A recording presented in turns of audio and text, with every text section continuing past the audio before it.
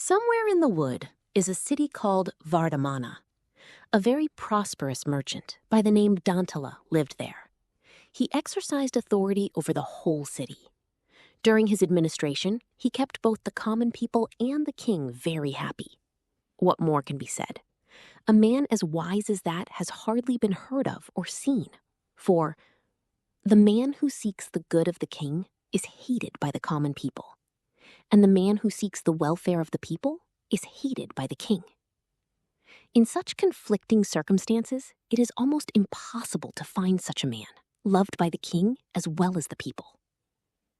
In the course of time, the marriage of Dantala's daughter took place. Dantala invited the entire public and the king's officers.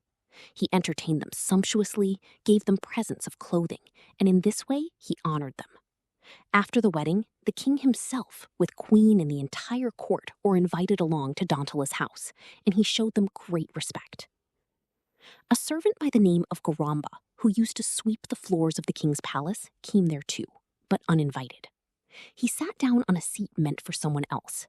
Dantala caught him by the neck and threw him out. The servant felt insulted and could not sleep all night for thinking, how can I get Dantala into disfavor with the king and so get even with him? But then, what chance have I, an ordinary fellow, of harming such a powerful person as he is? Several days later, early in the morning, when the king was not yet wide awake, Garamba was sweeping the floor near his bed and said, "Good heavens, Dantala has become so brazen nowadays that he actually dares to embrace the queen." When the king heard this, he jumped up and shouted, "Garamba, is that true? Has Dantala really embraced the queen?" "Master," replied Garamba, "I was gambling all night and didn't sleep at all. This morning I feel drowsy. I really don't know what I've been saying." Jealous, the king thought to himself, "Yes, the servant Garamba is allowed to go about freely in the palace, and so is Dantala. It is quite possible that Garamba has seen Dantala embracing my queen. For what a man ponders over, sees, or performs during the day, he will mutter in his dreams. And there is no doubt about it when a woman is involved. She smiles at one man with half-opened lips, throws a little remark at another, at the same time flirting with the third, her eyes half-closed, whilst in her heart she dreams of yet another man, the one she loves. Who can depend on the love of such a woman, with eyebrows like the bows of an archer? The man who thinks that a woman loves him is a fool. He falls into her trap. She'll treat him like a toy." The king's thoughts were so troubled that from that day onward he withdrew his favors from Dantila, and what is more, he forbade him even to enter the palace. Dantila was astounded to see this sudden change in the king's attitude, and said to himself, "It's true what they say.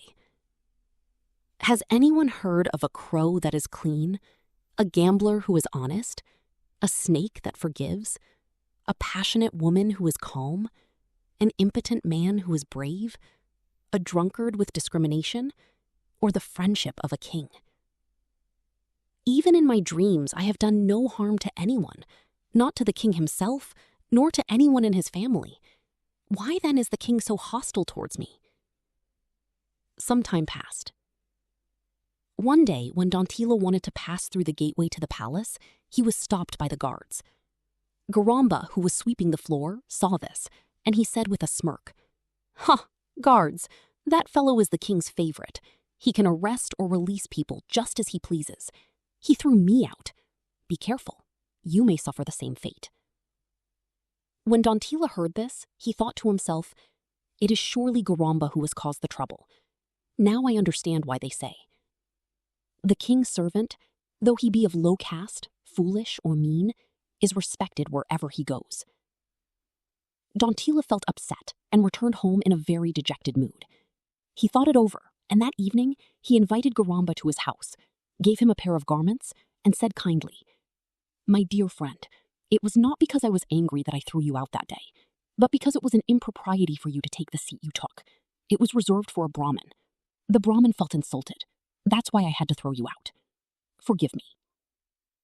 When Garamba saw the clothes, he was very pleased. Full of joy, he said to Dantila, "Sir, now I forgive you. You have expressed your regrets and also honored me. Once again you shall see the favor of the king, and in this way I shall prove to you my cleverness." With these words, Garamba went home happily. Next morning, he went to the palace and started sweeping the floor. When he had made sure that the king was lying half awake, he said, "The king is really indiscreet. He eats cucumber in the lavatory." The king was taken aback to hear this, and he shouted, "You, Garamba, what's that nonsense you're talking? It's only because you're my servant that I don't kill you. Have you ever seen me doing such a thing?" "Master," said Garamba, "I was gambling last night and didn't sleep at all. This morning I feel drowsy. I really don't know what I've been saying. But if I've said anything out of place, please forgive me." When the king heard this, he thought to himself, "Never in my life have I eaten cucumber in the lavatory. If this fool has said something ridiculous about me, surely what he said about Dantila was ridiculous too. It was wrong of me to have insulted Dantila. Besides, without him, the whole administrative system, at the palace and in the city, has become slack." When he had considered this carefully, the king invited Dantila to the palace, presented him with jewels and clothing, and reappointed him to his former position.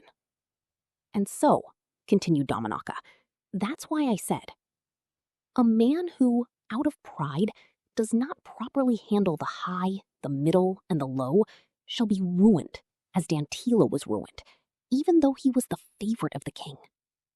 "Brother," said Sanjivaka, "you're right. I'll do exactly as you say." Then Damanaka brought Sanjivaka to Pingalaka and said, "Master, I have brought Sanjivaka told you. Now I leave everything in your hands." Sanjivaka bowed before Pingalaka and stood before him respectfully. Pingalaka greeted him with similar respect and asked, "My friend, how is the world with you? How do you come to be in this wild jungle?" And Sanjivaka told him all that had happened to him. When Pingalaka had finished listening to Sanjivaka's story, he said kindly, "My dear Sanjivaka, don't be afraid. Move about as freely as you please in this jungle, which my claws and arms protect. However, you must always stay near me, for this jungle is inhabited by wild beasts, dangerous even to very powerful animals, to say nothing of grass eaters." With this, Pingalaka went to the bank of the river Yamuna to drink water to his heart's content, and then he returned to the jungle. He entrusted the administration of the kingdom to Karataka and Damanaka, and began to listen to Sanjivaka's moral tales. This is how he spent his time. Sanjivaka had made a thorough study of the Shastras, and in a few days he considerably enlightened the dull Pingalaka and made him forget his wild mannerisms. Every day they had discussions together in secret. All the other animals stayed at a distance. Even Damanaka and Karataka were forbidden to approach them. As the lion would no longer go hunting, all the animals, including Damanaka and Karataka, began to starve. They say, "As birds forsake an old and withered tree, no longer bearing fruit, and fly elsewhere, so servants forsake a king, from whom they no longer benefit." When Karataka and Damanaka had given up all hope of a change in the king's attitude, they held a discussion together. "Brother Karataka," said Damanaka, "again we're in a spot. Ever since Pingalaka has been taken up by this talk of Sanjivaka's, he has neglected all his responsibilities. His entire court has deserted him. Now what are we going to do?" "Even if the master does not listen to you," said Karataka, "it is still your duty to set his faults right. It's a minister's duty to advise a king, whether the king accepts his advice or not. If a proud king or an agitated elephant follows the wrong path, it's the fault of the minister and the mahout. You brought the grass-eating Sanjivaka to the master.